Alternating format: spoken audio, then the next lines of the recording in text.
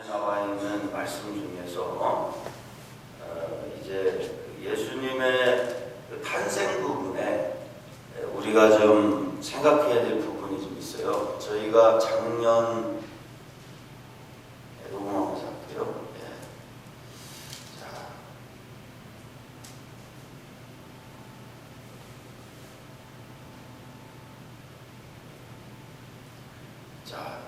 저희가 작년 12월 25일 날 이제 성탄 예배를 드릴 때 이 말씀을 하나님이 이제 우리 성도들과 나누다 보니까 하나님께서 이 영적인 어떤 비밀을 알려주셨는데, 이 부분은 우리가 선악과를 따먹지 않았을 때 나타나는 현상이 동행이라는 게 이루어지거든요.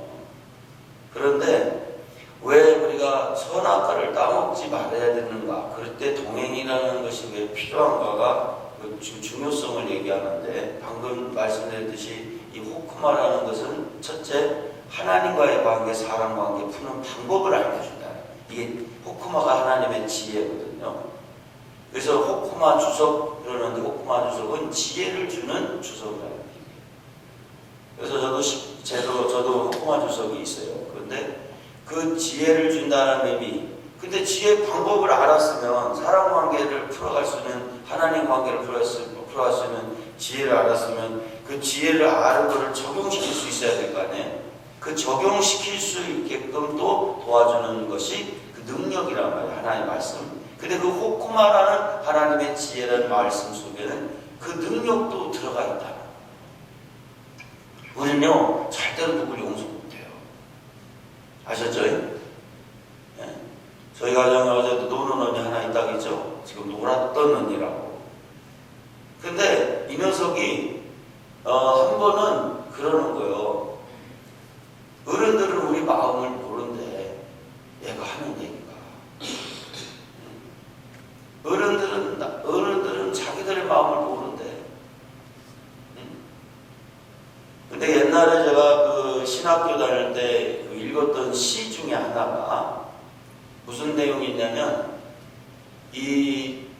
잘 서로 관계를 갖다 돌아서서 떠나는 사람이라는 내용인데, 그 사람들이 돌아올 수 있는 방법이 뭐냐면요, 왜 내가 떠날 수밖에 없는가 그 마음을 알아주면 돌아온대. 그러니까 우리 노는 언니들, 노는 오빠들 돌이키는 방법 중에 하나는, 왜 쟤들이 저럴 수밖에 없는가. 우리 애들한테 옳고 그름 갖고 자꾸 얘기하지 말고, 그럴수록 사춘기 있는 아이들 그거 얘기하면 큰일 납니다. 오히려 더 그 아이들 속에 있는 하나님의 형상만 깨져요. 그러니까 옳고 그름의 잣대로 오지 말고, 왜 쟤들이 저렇게 방황을 하는가. 그 마음을 헤아려주기 시작하면요, 신기하게 애들은 돌아와 버립니다. 아셨죠? 우리 노는 언니랑 제가 작년 10월달에 밤새 필리핀에서 그 아이를 제가 이렇게 팔베개 해주고 자는데, 이 녀석이 제 품에 돌아와서 이렇게 비비고 자는 거예요. 근데 그 아이를 제가 이제 어렸을 때 보면은, 왜 얘가 이렇게 됐을까 하고 보니까, 너무 우리가 목회 힘들 때, 걔가 이제 아이가 이제 임신을 하게 됐고, 또 이제 그 아이가 이제 출산을 하게 됐는데, 이 녀석은 유달리 예민한 거예요. 아주. 얘는 한번 울어도 그치질 않네. 그러니까 우리가 그 아이에 대해서 굉장히 우리가 목회가 어려울 때 나왔고, 그 다음에 이 아이가 정서적으로 굉장히 예민해. 김밥을 먹어도 얘는 시금치 다 꺼내. 그러니까 뭐 음식을 먹어도 얘는 뭐 하나 자기 입맛에 안 맞으면 다 골라내. 그거 먹으면 큰일 나요. 그런데 이렇게 예민한 아이인데 우리 식으로만 키우려고 했더라고. 가만히 보니까. 그런데 그 아이에 대해서 이제 우리 식이 포기하고 그 아이의 마음을 알아주기 시작하니까요, 애가 돌아오더라는 거예요. 돌아와서 정말 이렇게 서로 대화가 되고,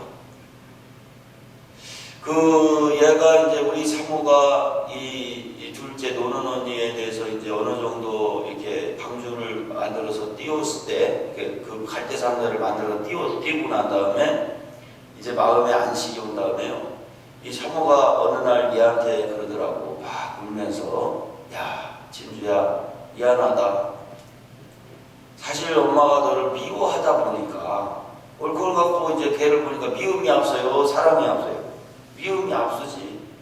그러니까 둘이 앉아서 그러는 거예요. 뭐라고 그러냐면, 내가 너를 미워하다 보니까 아무것도 못 해줬다는 거예요. 엄마로서. 미움만 했지. 그런데 이제 엄마가 돌아보니까 이제 너한테 뭘 이제 해줄 수 있을 것 같아. 이제 미움이 그치니까. 아셨죠? 그러니까 아무리 아이들이라도 아무리 사춘기는 애들은 질풍노도라고 하잖아요. 우리 필리핀에 그 아이들을 공부해주고 하는 그 사모님 선교사님이 뭐라고 그러냐면 중학생들은 무서운 중학생이래. 특히 중학교 1학년 아이들은 무서운 아이들이래. 얼마나 자기 그 컨트롤이 안 되는지 그냥 사모님도 그냥 내버려둔대. 그러니까 우리 이 사춘기가요, 아이들이 굉장히 예민해요. 요즘은 옛날 같지가 않아요. 옛날처럼 생각하고 아이들을 우리가 옳고 그르면 잣대로 건드렸다가 큰일 납니다. 그러니까 끝없이 애들을 사랑해줘야 돼요. 그러면 애들이 돌아오기 시작하면 왜 그게 중요하냐면 그때부터 말이 통하니까. 아셨죠? 그때서 얘기를 해야지 그 전에 얘기를 해버리면 큰일 납니다. 자, 근데 우리 사모가 우리 그 둘째 노는 언니를 놓고 하는 얘기가 미안하다. 너를 너무 미워해서 아무것도 못 해줬다. 미워만 하다 보니까. 근데 이제는 내가 너를 미워하지 않아서 이제는 뭐라도 해줄 수 있을 거예요. 아셨죠? 우리가 미워하면 안 됩니다. 미워하면은 우리가 절대로 중요한 거를 줄 수가 없어요. 받을 수도 없고. 그래서 호쿠마의 뜻은 첫째, 하나님과의 관계, 사람과의 관계를 풀어가는 방법을 알게 되는 것이고, 이 호쿠마라는 지혜의 하나님의 말씀 두 번째는 살 수 있는 능력을 주신다. 아셨죠? 그러니까 믿음은 뭐에서 난다고 했냐면 들음에서 난다고 했어요. 제가 이제 전국을 다니면서 목사님 대상으로 강의도 하고 집회도 하고 그러는데 목사님들이 제 강의를 들으면 뭐라고 말하냐면은 이제는 알겠다는 거예요. 그리고 목사님들이 그 말씀을 들으면 이제 나도 그렇게 살겠다는 거예요. 이제 어제도 제 그 숙소에 들어가서 그 인터넷을 딱 켰더니 그리고 제 카페에 들어가 봤더니 어떤 목사님 한 분이 댓글을 달아놨어요. 네? 영광 중국교회 부흥의 첫날 참석 후 감상 후 자기의 그 어떤 마음에 느꼈던 점을 거기다 기록을 했더라고요. 그러면서 뭐라고 말했냐면 내가 이제는 선악과를 안 따먹어야겠다고. 정말 용서하고 사랑해야겠다. 자기가 그렇게 오늘 어제 은혜를 받았대. 너무나 큰 은혜를 받았다. 자기 정말 몰랐대. 그것이. 그러니까 그러면서 우리가 이 하나님의 말씀을 듣다 보면은 내가 어떻게 살아야겠다. 이런 마음이 우리 마음속에서 정리될 줄 믿으시기 바랍니다. 아셨죠? 그래서 그 살게 되는 마음과 힘도 주셔요.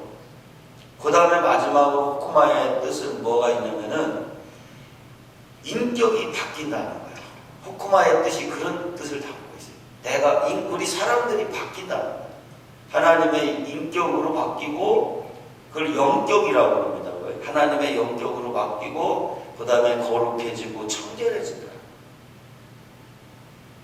그러니까 우리 인간은 스스로 이 회복이 될 수가 없어요. 우리는 능력도 우리 안에 사랑도 지혜도 아무것도 없어요. 우리는. 그래서 우리는 고작 해야 나 하나 근근히 살게끔만 해줘.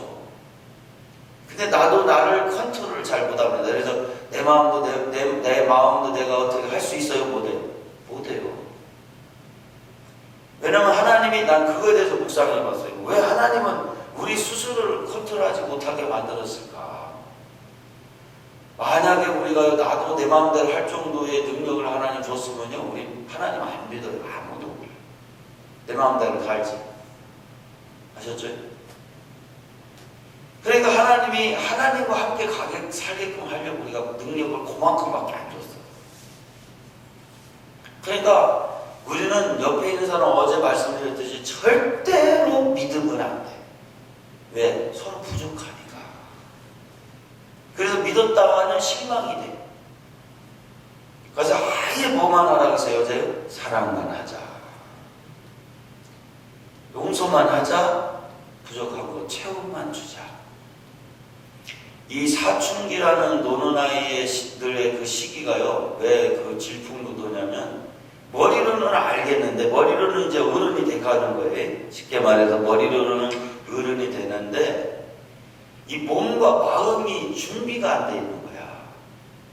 아셨죠? 그러니까 자꾸 노는 언니, 노는 오빠처럼 되게 돼버리는 거예요. 그래서 그때 그 시기에는요, 끝없는 우리가 그 아이들을 이렇게 기대하지 말고 끝없이 사랑하고 용서만 해야 된다. 아셨죠? 그리고 제가 이제 가끔 그 결혼을 하는데, 우리 결혼할 때 주례를 쓰잖아요. 주례를 쓰면은 참, 제가 이렇게 저번에도 제가 한번 주례를 작년에 올해 지금 2번 섰는데, 저번에 섰을 때, 작년 내에 제가 한번 섰을 때는요, 야, 그냥 애기들 같은 사람이 둘이 서 있는 거야. 신랑도 애기 같고, 신부도 애기야, 보니까. 아이고, 그냥 불부도 뻔혀. 앞으로 얼마나 많이 싸울까. 신부가 이렇게 꽃가마를 타고 이렇게 그 예식장을 이렇게 들어가서 이렇게 나오더라고요. 근데 꽃가마 타고 이렇게 가는데 얼마나 철이 없는지.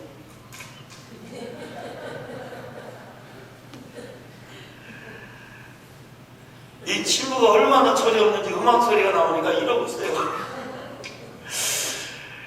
야, 정말 쟤들 큰일 났다. 좀 만들어져서 결혼해야 되는데, 아셨죠? 그냥 나이 먹어서 결혼하니까 맨날 싸우는 거예요. 여러분들, 우리가 사람 관계도 배워야 됩니다. 안 그러면 이러고 그러고. 그러니까 우리가 이 지금 제가 이 사역을 하다 보니까 연령층들이 낮아지고 있어요. 낮아지고, 이제 이 낮아지면서 젊은 사람들이 말씀을 듣기 시작을 하더라고요. 그러니까 이게 좀 연세 드신 분들은 제가 얘기하면 잘 알아들어요. 이 말씀이 어떤 말이구나 하면 잘 알아듣는데, 젊은 애들은요, 좀 못 알아들어. 근데 이게 자꾸 연령층이 낮아지면서 이 관계를 풀어가는 지혜를 아이들이 알기 시작했어요. 그러니까 우리가 부지런히 이거를 좀 이해해가지고 나이층은 자꾸 낮춰야 돼. 이 하나님의 말씀. 아시죠? 그래서 이 땅에 알가니 노는 언니, 노는 오빠들이 하나도 없어지는 날까지. 아셨죠? 그래가지고 그날까지 우리가 이 복음의 땅끝까지라는 얘기는, 우리 땅끝까지 복음이 증거되면 왜 하나님 오신다고 했잖아. 근데 이 땅끝은, 제가 이제 사람들 많이 있을 때 자세하게 설명을 해드리겠지만, 땅끝은 뭐냐면요, 이 동양에서 서양으로 징기스칸이 전쟁을 일으켜서 멈춘 자리, 그 다음에 서양에서 동양으로 알렉산더 대왕이 전쟁에서 멈춘 자리, 그 자리가 땅끝인데, 거기가 스탄이라는, 뒷자가 스탄이라는 이름을 가진 7개 나라가 모여있는 데가 땅끝이에요. 동서양이 만났다 해서 땅끝이에요. 거기 뭐 키르기스탄, 파키스탄, 카자흐스탄 뭐 그런 얘기 있잖아요. 뭐 스탄 그러잖아요. 거기가 그 학명으로 그 지역이 바로 우리가 말하는 공식적인 땅끝이요. 그런데 거기까지 복음이 증거되면 하나님 온다고 해서 많은 한국의 설교팀들이 거기다가요 설교를 했어요. 그런데요 다 추방했어요. 지금 거기 성교 못합니다. 근데 땅끝까지 복음이 증거됐는데 하나님이 왔어요 안 왔어요? 이 땅에 재림주가 왔어요 안 왔어요? 안 왔어요. 근데 그게 땅끝이 아니야. 제가 그 얘기를 듣고 한번 생각해봤어요. 진짜 땅끝은 뭘까? 했더니 나 자신이 땅끝이야. 내 자신. 여러분들 나 자신에게 하나님의 지혜의 말씀이 와보라니까 하나님이 그냥 와버려요. 아셨죠? 하나님이 나에게 곧바로 와버려. 나라는 땅끝만한 것 하나님 말씀이 내 속에서 살아 움직이게끔 이 호쿠마라는 복음을 한번 만나보라니까. 아셨죠? 그러면요 얼마나 자유해지는지 몰라. 진리가 뭐라고 했죠? 너희를 자유케 하리라. 아셨죠? 그러니까 이 진리가 너희를 자유케 한다는 이 말씀이 나에게 오기 위해서는, 말씀이 나의 삶에 적응되기 위해서는 사람한테 얽히면 안 돼. 왜냐하면 신령해져야 신령한 것을 구분할 수 있다고 했죠. 누군가를 미워하는 동안은요 신령한 상태가 아니에요. 내 안에 안식이 와야 돼. 아셨죠? 누구도 미워하지 않는 안식이 오면요 신기하게 말씀이 깨달아지기 시작해요. 왜 이 판단이라는 세계를 뛰어넘으면 용서가 됩니다. 나 시간에서도 자세히 얘기할 테니까 그냥 그렇구나라고 알아들어도 돼요. 판단이라는 세계를 뛰어넘으면 용서가 시작됩니다. 그래서 용서는 판단의 반대는 말이에요. 용서는 옳고 그름을 따지지 않겠다는 게 용서예요. 아셨죠? 그러면 내가 너 용서할게 그래놓고 옳고 그름 따져요 안 따져요? 안 따지지. 그때부터는 안 따지는 게 용서예요. 그런데 이 판단이라는 세계에서 용서로 세계로 넘어가기 위해서는요 뭐를 하지 않아야 이 판단에서 용서가 될 수 있냐면은 기대하는 것을 포기해야 돼. 기대를 포기해야 판단에서 용서가 돼요. 아셨죠? 그러니까 왜 우리가 끝없이 이 용서의 세계에서 이 판단의 세계에서 용서의 세계로 넘어가지 못하냐면 기대하는 것이 있었기 때문에. 내가 우리 둘째가 속썩일 때 왜 그런가 했더니 기대치가 있더라고. 목사의 딸이면 이렇게 해야 된다는 기대치. 아셨죠? 그냥 그 아버지의 딸로 보지 못했고서는요 목사의 딸로 자꾸 봤어. 애가 스트레스를 받지. 항상 그 우리의 기대치가 있습니다. 그런데 이 기대치를 포기했더니 용서가 되기 시작하더라고요. 그런데 진짜 용서가 시작되는데 용서가 시작되는 마음이 생긴 거야. 사실은 이 기대를 포기했다는 얘기는 용서하지 못하는 마음에서 이제 판단을 용서 못하는 거예요. 기대가 있는 상태고. 근데 이 기대치를 포기하면 용서할 수 있는 마음이 생겼어요. 아셨죠? 그런데 용서할 수 있는 마음이 생겼을 뿐이지 진짜 용서가 되고 동행이 되기 위해서는요 거기에 뭐가 있어야 되면 그 동행과 함께 사랑할 수 있는 그 말씀의 지혜의 말씀이 필요한 줄 믿으시기 바랍니다. 그래서 그 말씀이 이제는 마음만 있을 뿐이지 방법을 알아야 될 거 아니야. 근데 그게 뭐냐면은 신기하게도 내가 사람에게 대해서 기대를 포기하잖아요. 그러면 용서가 된다겠죠. 그럼 기대하지 않으면 하나님께서 자동 시스템으로 뭐를 주냐면 그 사람을 격려할 수 있는 마음이 생겨요. 아셨죠? 근데 이 격려가 뭔가 하고 제가 연구를 해보니까 그 격려가 하나님이 주는 복음이더라고요. 사실을 보고 기대치라는 사실을 보니까 애들을 자꾸 정지하거든. 그런데 이 사실을 버리니까, 사실을 보지 않는 기대치를 버리니까 용서가 되는데, 용서의 마음이 딱 내가 어떻거든, 얘가 어떻게 나와도 이제는 용서해야겠다, 이 마음을 먹게 되니까 신기하게도 어떤 지혜를 주냐면 격려해야 할 수 있는 지혜를 주더라. 그러니까 걔가 뭐를 잘 할 수 있게 어떤 장점이 보이고, 오히려 이제는 용서, 판단의 세계에서 용서의 세계로 넘어오니까 걔의 장점이 보이고요, 걔가 앞으로 이렇게 하면 잘 될 것이라는 것이 보여지는 거예요. 그래서 격려는 보이지도 않는데, 예를 들어서 아무것도 보이지도 않고 장점도 안 보이는데 잘한다 이게 어디서 잘한다는 그게 격려가 아니고 실제로 보이기 때문에 말해주는 것이 격려인 줄 믿으시기 바랍니다. 신기하게도 보여요. 그래서 우리가 여기 이 강을 빨리 건너가야 돼. 아셨죠? 그래서 이 판단이라는 사실 갖고 얘기하는 그거를 뛰어넘으면 이제 거기서부터는 이제 용서의 세계로 들어가는데, 그때부터는 격려할 수 있게 된다. 근데 사람은요, 언제부터가 변화되냐면요, 이 격려의 소리를 들을 때부터, 격려의 복음을 들을 때부터 변화되기 시작해요. 아셨죠?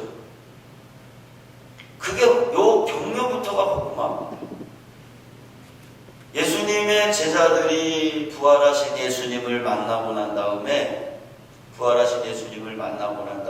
어떻게 했냐면은, 그러고도 2번이나 더 만나는데 불구하고 이 예수님을 떠나서 갈릴리 해변으로 고기 잡으러 제자들이 떠납니다. 근데 그때 떠날 때 베드로 혼자만 떠난 게 아니라 6명이 집단 이탈을 합니다. 그때까지만 해도 이 제자들은 노는 제자들이에요. 아셨죠? 노는 그 언니 오빠만 있는 게 아니라 노는 제자들도 있었어요. 그때까지는 노는 제자예요. 그래가지고 이 노는 제자들이 집단으로 가출을 해가지고 어디로 가냐면 옛날로 돌아가서 물고기를 잡으러 가는 거예요. 근데 예수님이 그 물고기를, 베드로와 그 제자들이 물고기를 잡았지만은 옛날에 잡았던 그 베드로는 본래 어부잖아요. 잡았을 때 한 마리도 못 잡았을 때 예수님이 나타나서 새벽미병에 처음에 베드로를 만나 주실 때, 야, 나를 태우고 저기 깊은 바다로 가서 그 물을 던지라 하겠어. 던졌더니 고기가 잡혀요, 안 잡혀요? 잡혀지. 아셨죠? 근데 그런 상황처럼 예수님이 지금 베드로가 고기를 잡는데 한 마리도 안 잡혀요. 그때 예수님이 딱 해변가에서 숯불을 피우고 물고기와 떡을 구워가면서 이제 제자들을 기다리는데 한 마리도 못 잡고 다시 해변가로 오는데 보니까 누가 처음에 보냐면 안드레가 딱 보니까 예수님이란 말이에요. 그러니까 예수님이다! 그랬더니 행동은 누가 최고 빠르냐면 제자 중에서 베드로가 최고 빨라요. 그래서 최고 빠른 그 노는 제자입니다. 그래가지고 이 베드로가 그 예수님이라는 얘기를 듣고 팍 뛰어내립니다. 그리고 예수님한테 다가가자 예수님이 야, 물고기도 좀 가져라 그래가지고 그 숯불에다가 고기를 구워주는 거예요. 근데 예수님은 그 집단 이탈을 해서 6명의 그 제자들이, 정말 노는 제자들이 거기서 그렇게 속도 하나 예수님의 속을 속였지만 예수님도 속 많이 썩었습니다. 그 12명 3년 동안 그렇게 키워놨는데 예수님 막상 십자가 하실 때 한 사람은요, 그 강해를 해보니까 제자 하나는, 노는 제자 하나는 옷도 자기 겉옷도 못 입고 도망가 버려요. 무서워서 빨개 벗고 도망가 버렸다니. 한 제자는 예수님을 팔아먹고 한 제자는 예수님을 수제자라고 했던 예수님의 제자는요 3번씩이나 예수님을 부인합니다. 나머지는 어디 갔나? 아예 그림자도 없어버렸어요. 자, 다 큰 어른들도 애들한테만 뭐라고 하면 안 됩니다. 다 큰 어른들도 이렇다니까. 뭐 결혼해서 여러분들 남편들 보세요. 노는 남편도 엄청 많습니다. 아내 속썩이고 하는 사람. 애들만 그럴 게 아니야. 지금 다 노는 오빠, 노는 언니들, 노는 남편, 노는 언니, 노는 아내도 있고요. 상당히 많습니다. 죄송한 말이지만 노는 할아버지도 있습니다. 아시죠? 이 땅에 철이 하나님의 말씀으로 회복돼서 이 부활생애로 넘어가기 전까지는요 다 노는 사람이라고 보면 맞아요. 영적으로 철없이 사는 사람과 똑같습니다. 그래서 우리 교회는요 지금 제가 6년째 우리 교회 구호가 있어요. 뭐라고 하냐면 너나 잘하세요가 우리 교회 구호예요. 그래서 우리 만나면 그래 구호 외쳐 그러면 너나 잘하세요. 자, 우리도 한번 해볼까요? 옆에 분들하고. 자, 시작. 좀 씁쓸할 거예요. 그 얘기가 아무나 나오는 게 아니거든. 근데 우리 교회는 하도 해가지고 그러니까 절대 다른 사람한테 뭐라고 안 해. 왜? 다 어차피 우리가 다 노는 언니들이니까. 아셨죠? 어른도 소용없다니까. 예수님의 제자들도 지금 집단으로 노는 오빠들이 돼버렸잖아요. 노는 제자들이. 근데 예수님이 얼마나 속을 썩었냐고. 인간적으로. 근데 예수님이 이 집단으로 이탈해가지고 그 갈릴리에서 고기를 잡아도 한 마리도 못 잡아. 옛날 처음에 예수님 만나는 그 상황으로 다시 돌아가 버렸어. 아셨죠? 된 듯 싶었는데 하나 된 게 없어. 왜 그러냐면요. 이 영적인 우리의 삶이 영적인 세계로 들어가지 못하면요. 입혔다 벗겼다 해요. 절대로 철이 들질 못해. 그래서 어제 말씀드렸듯이 이 영적인 세계까지 가야 돼. 인간의 입히고 벗기고가 끝나야 돼. 아셨죠? 누굴 말할 것도 없어. 나도 뒤돌아보면 똑같다니까. 그랬는데 이 예수님이 그 제자들 중에 베드로가 오는 걸 보고 고기 좀 갖고 와라. 고기도 구워서 제자들을 다 배고플까봐 먹이는 거예요. 자, 제자들 처음 만났을 때 니들 그럴 수 있냐? 응? 너 베드로 너 좀 나 조금 미칠 뻔했다.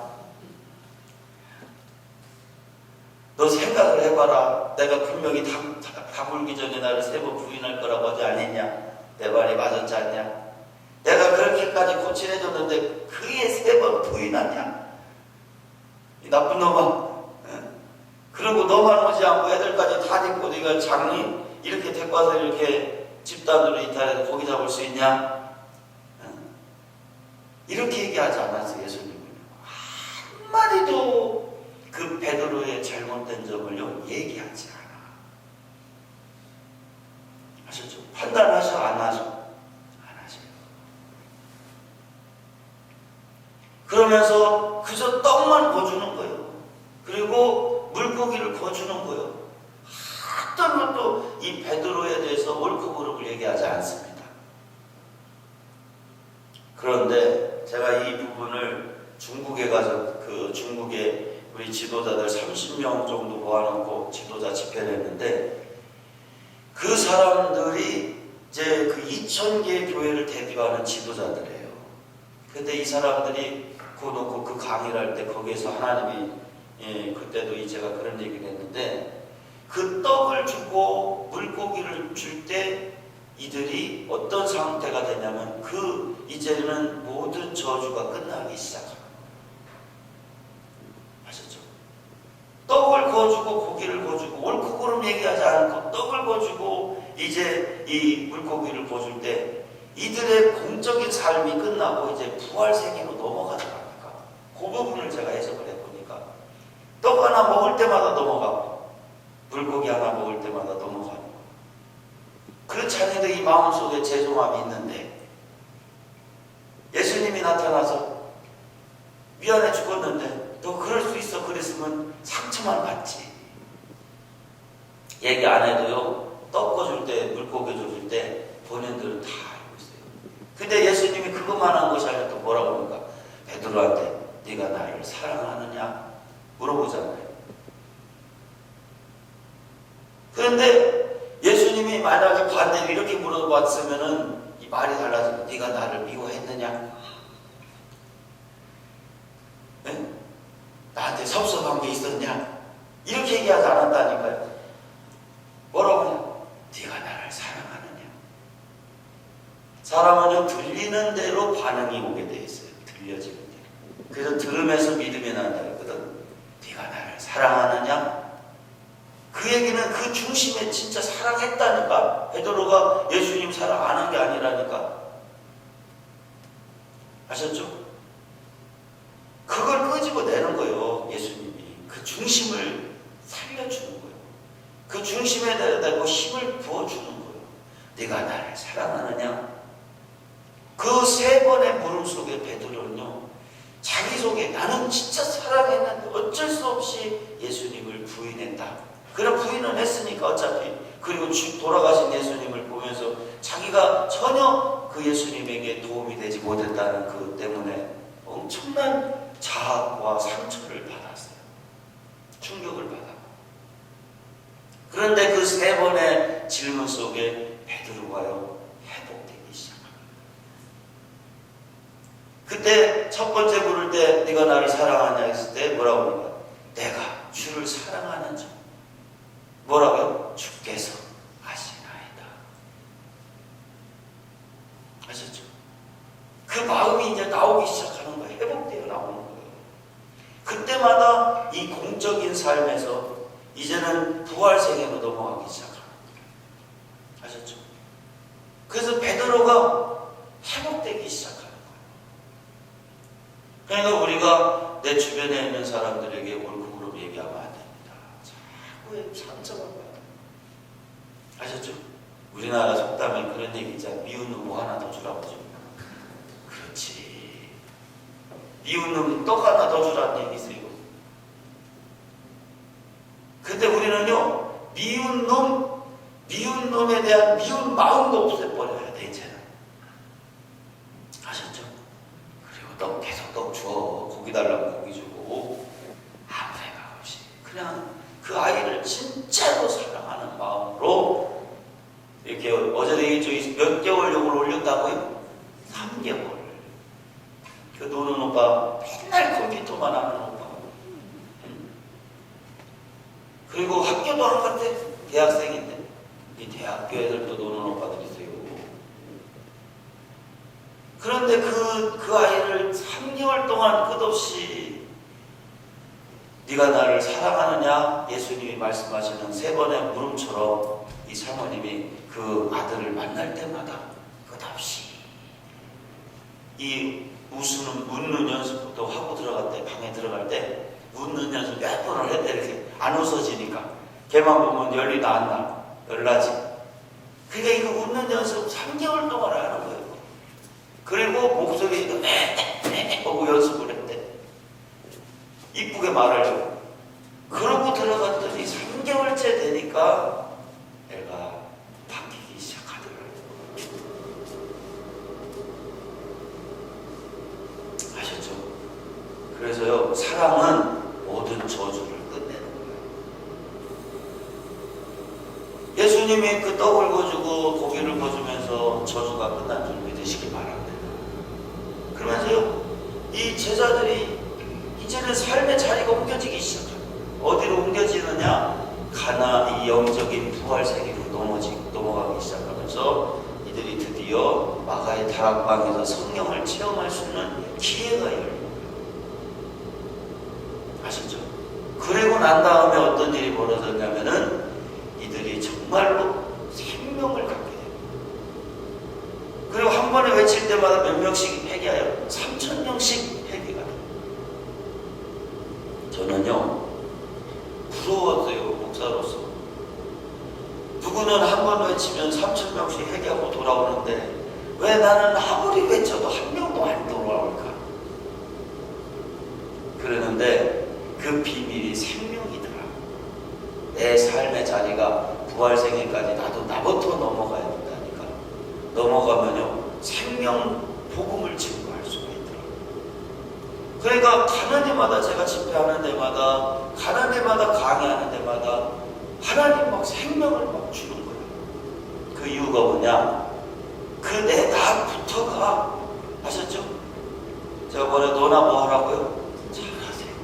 나부터가 하나님 앞에 순종을 했더니 그 비밀이 이해가 되더라는 거예요. 그러니까 10명을 놓고 얘기하든 1명을 놓고 얘기하든 말씀을 증거하다 보면 사람이 살아나는 거예요.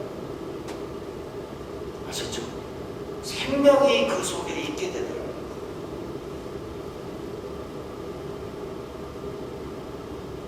우리 제가 아는 그 어떤 집사님인데 그분이 저한테 와서 하는 얘기가, 자기는 남자분인데 9번까지는 참는데야, 자기가 어떤 사람이 와도 굉장한 인내력을 가졌죠. 9번이면요. 그래서 9번까지 양보를 한대. 절대 나쁜 소리 안 하는데, 그런데 9번 넘어가면요 거기까지가 자기가 한계야. 자체적으로 폭발이 돼가지고 더 이상은 못 참아 그게 돼버린대. 그래서 자기는 자기를 건드리지만 않으면 신앙생활 잘한대.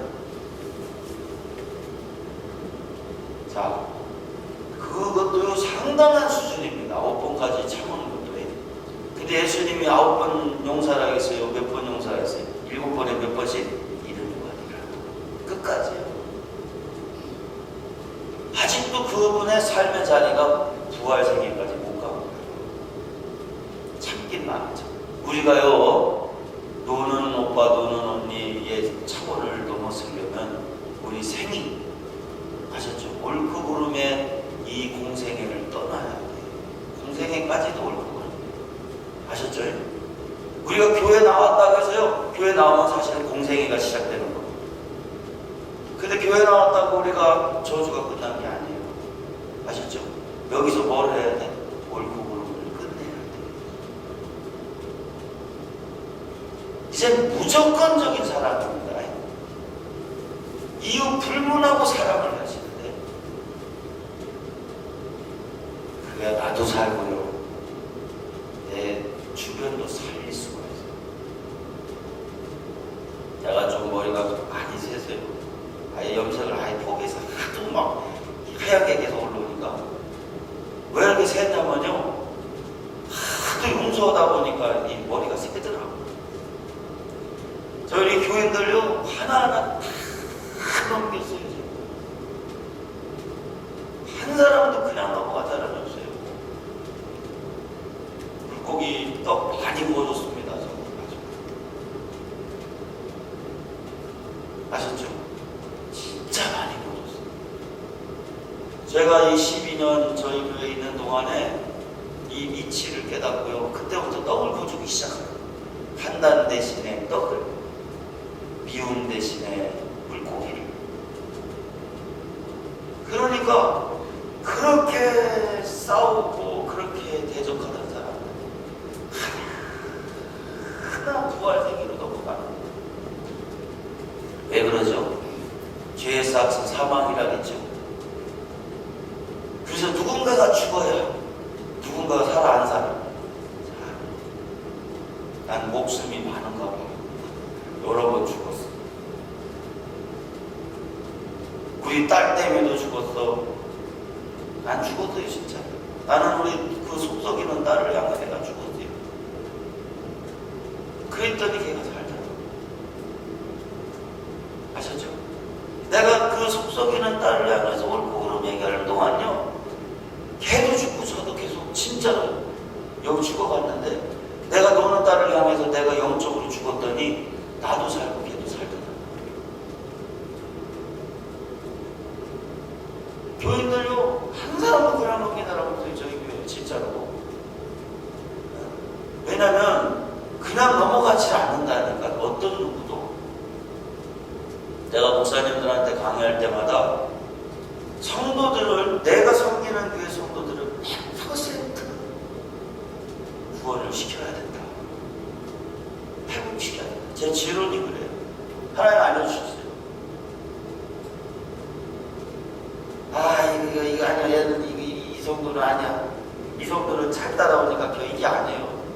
100% 모든 성도들을 부활생애로 넘겨야 된다. 생명 부활생이라는 것은 살아난 거예요. 죽었다 아니죠. 생명을 갖게 되는 거죠. 그러자니까 누군가가 죽어야 누군가가 난다니까. 아셨죠? 그게 하나님의 역사예요. 또 몇 시까지 해야 돼요? 여러분 몇 시까지 해야 돼요? 한번 보시면. 근데 바쁘신 분은 먼저 가세요. 이제 아까 본문 읽은 게 진짜 중요한 얘기가 아직 나오지도 않는 얘기. 베이스 깔다 보니까, 주변 말씀 깔다 보니까 진짜 하려는 얘기가 하는데, 지금부터 이제 빨리 해드릴게요. 금방 끝납니다. 그런데 이 누군가가 죽어야 누군가가 산다까지 얘기했죠. 그런데 성경에 보니까 요셉이 마리아와 정혼했는데, 이 정혼을 한 것은 1년 동안의 정혼 기간을 줍니다. 그런데 이거는 뭐냐면 약혼과는 좀 다릅니다. 우리나라로 말하는 약혼과는 다른데, 이 정혼, 우리는 약혼해도 서로 그냥 동침할 수 있잖아요. 결혼, 약혼하기도 전에 동침도 하게 되고. 그죠? 그래가지고 뭐 결혼하기 전에도 아이들께 임신하고 그러잖아요. 근데 유대인들은요, 결혼하기 전까지 정혼 기간을 1년을 주는데, 그래서 그 준비가 되면 결혼을 하는 거예요. 그런데 이 정원 기간에 임신을 하면 둘 다 돌마다 죽습니다. 가능한 거고요. 남자도 여자도. 그런데 이 정원한 상태에서 마리아가 임신한 사실을 알게 됐어요. 근데 이 사실을 알고 되고, 그래서 이제 요셉은 이제 방황하게 됩니다. 이걸 어떻게 해야 되는가 하는데, 여기 19절 한번 읽어보세요. 시작. 그 남편 요셉은 의로운 사람이라 저를 드러내지 아니하고 가만히 끊고자 하여. 자, 이 요셉은 의로운 사람이라고 했어요. 그런데 이 마리아에 대해서 가만히 끊고자 했다. 이것만 해도 대단한 거예요. 가만히 끊고자 하는 것도. 아셨죠? 근데 아직도 요 차원은 뭐예요? 공생의 차원이에요. 아직도 끊고자 하는 것은 그거로 그냥 이 옳고 그름은 얘기하지 않는 듯 하지만 아직도 완벽하게 옳고 그름의 세계를 떠나는 것은 아니야. 아셨죠?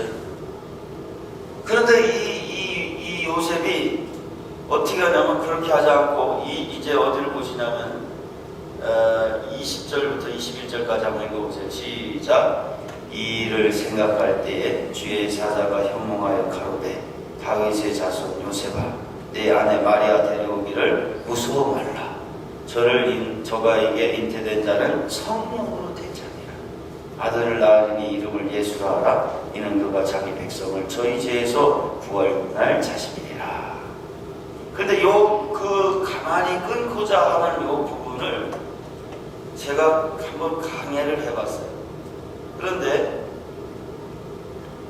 이 의로운이라는 얘기는 디카이오스라고 그러는데, 디카이오스라는 얘기인데 이거는 고든 또는 공정한 이런 뜻이에요.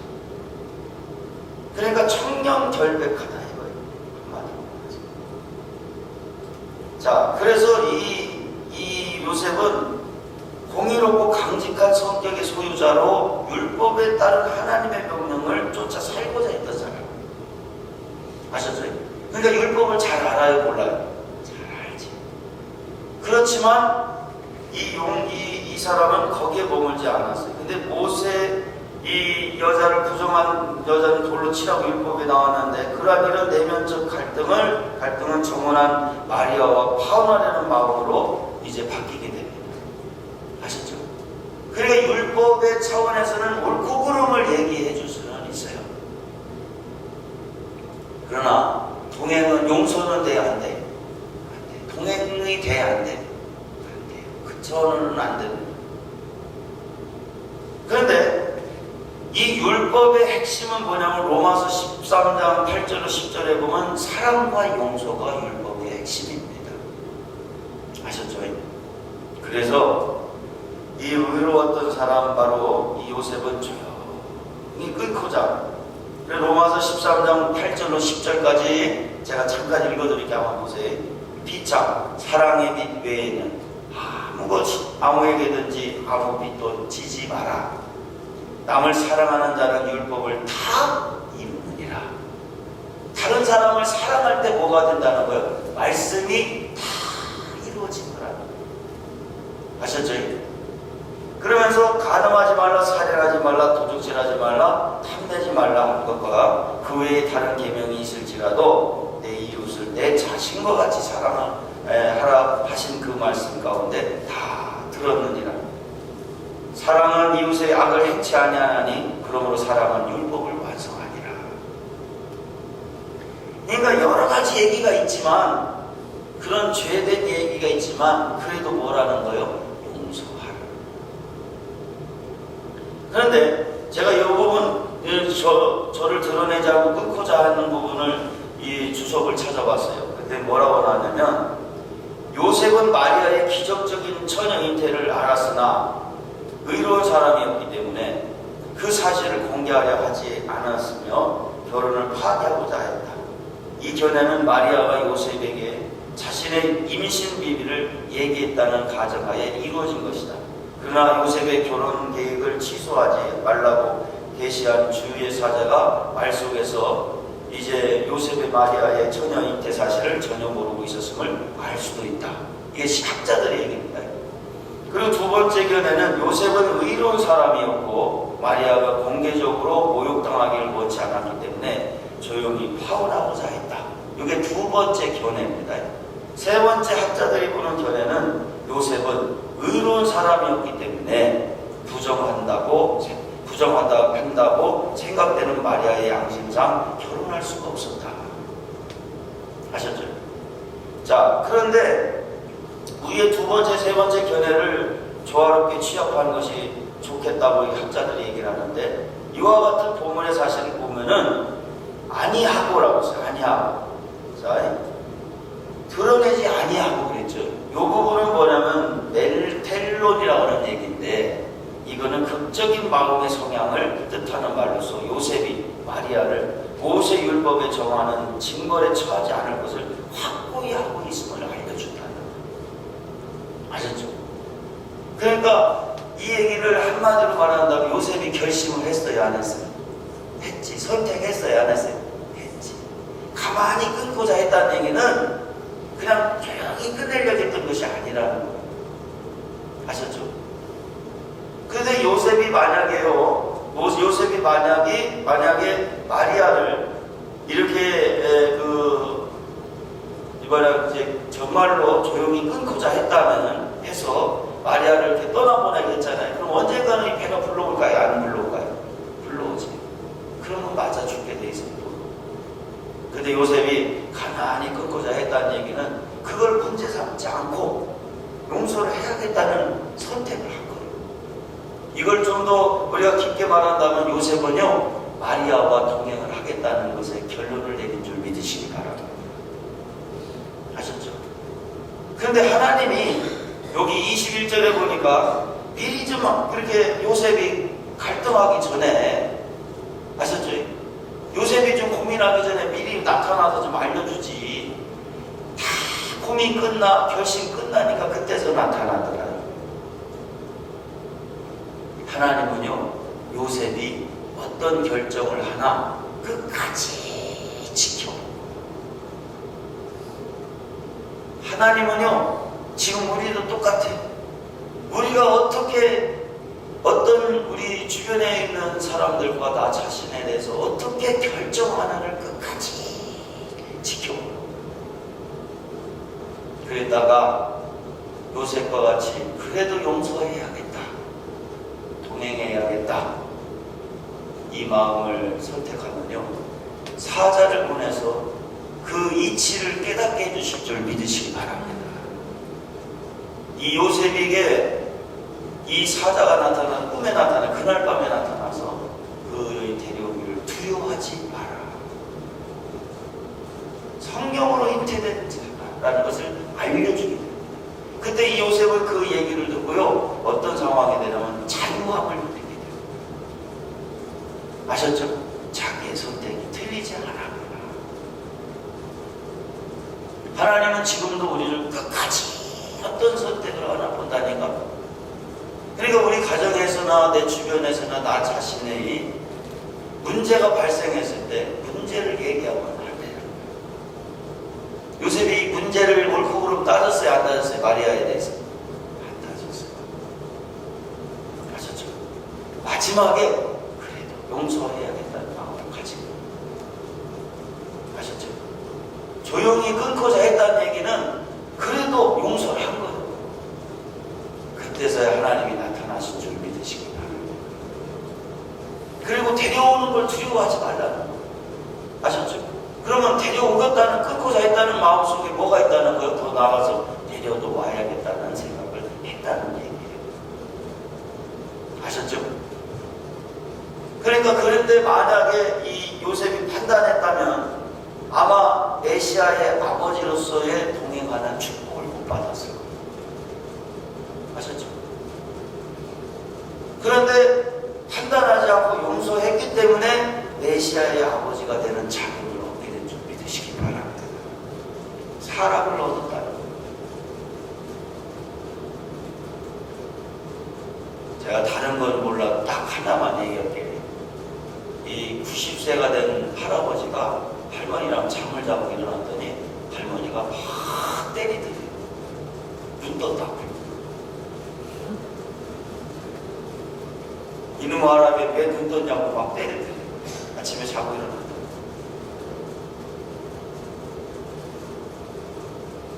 누가 그랬다잖아요. 당신하고 나 사이 뭐 그랬더니 천생연분이었는데 누가 그랬다잖아요. 당신하고 나 사이 그때 뭐래, 천생맨수 그랬다잖아요. 아니 왜 여러분들 그 아름다운 부부관계가 왜 그렇게 돼요? 가장 사랑해야 돼서 한 집에서 살지만 동행이 되고 있는 거예요? 안 되고 있는 거예요? 안 되고 있는 거예요. 우리 자녀들 한 집에 살지만 진짜 동행이 안 되는 자녀들이 있다니까. 저도 우리 노는 언니 때문에 걔를 보면서 알았어요. 내 딸이 아니더라니까. 한참 걔가 방황을. 아셨죠? 이제 오늘 이 새벽에 동행을 결심하시길 축원합니다. 아셨죠? 예수님이 떡을 가졌던 거죠. 요셉이 마리아를 용서했던 거죠. 그랬더니 동행이 돼요, 안 돼요? 동행이 되더라고요. 아셨죠? 하나님의 세계는 사랑이에요. 사랑은 옳고 그름이 아닙니다. 동행이지. 아셨죠? 동행을 해야 진짜.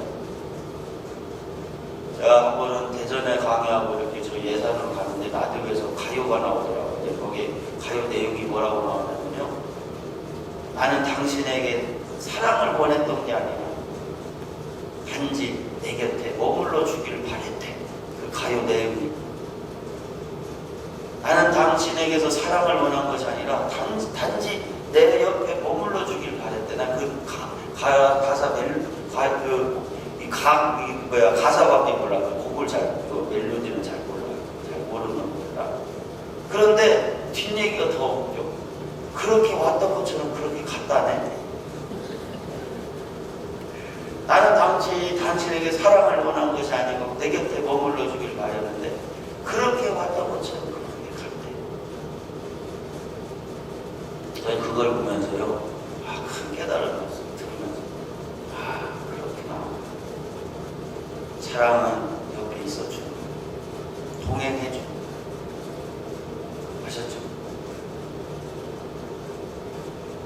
그래야 하나님의 영적인 세계를 여러분 영적인 거 이렇게 많이 얘기 들었죠? 영적인 거 다른 게 영적인 게 아니에요. 용서할 때부터가 영적인 세계. 판단이 멈췄습니까? 옆에 있어줄 때부터가 아무것도 바라지 않고 옆에 있어줄 때부터가 영적인 세계고 행복의 세계. 그리고 예수님이 아무것도 얘기하지 않지만 떡만 주죠. 오늘부터요, 여러분 혹시 내 주변에 미운 사람이 있으면 뭐 하라는 거 이제 뭐 구워줘야 돼요? 떡 구워줘. 떡. 물고기 구워줘. 그리고 선택해. 동행하겠다고. 그리고 뭐해? 결심해. 그러면 누가 나타날까요? 하나님이 사자를 보내. 아셨죠? 네, 오늘 여러분들이 그런 하루가 되시기를 축원합니다.